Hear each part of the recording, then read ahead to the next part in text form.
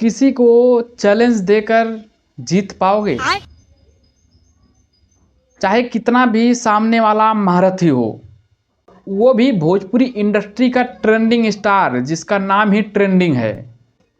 लोगों को ये पता था कि फिर वही घिसा पीटा लेके आए होंगे खेसारी लाल।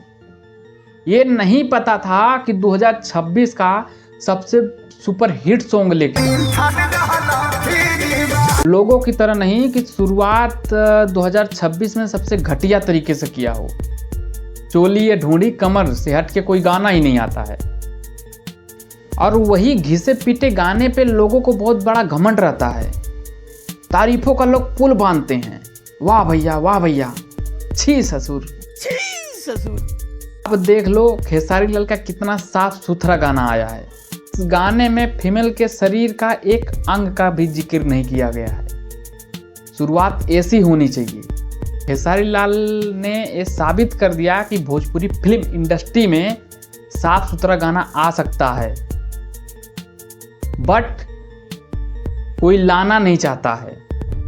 लोग ये बोलते हैं कि पब्लिक पसंद नहीं करती है, पब्लिक जैसा पसंद करेगी हम वैसा लाएंगे।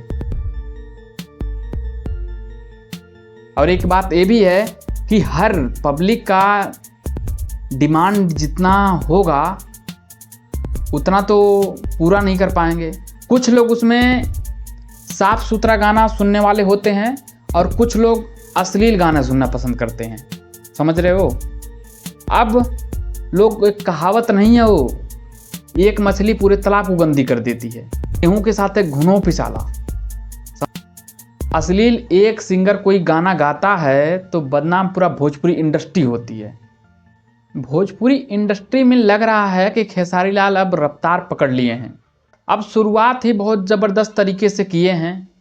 खाना और पीना सब रहना फ्री बा, तोहरा खातिर 3 थान गहना फ्री बा।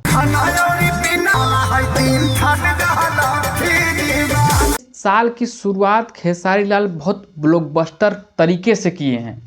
शायद ऐसे ही बरकरार रहें, ऐसे ही सुपर डुपर हिट गाना लेके आते रहें, साफ सुथरा गाना लेके आते रहें। तो यहीं पर वीडियो हम एंड करते हैं। अगर चैनल पे नए हो तो सब्सक्राइब मार लो। चलते हैं, बाय बाय।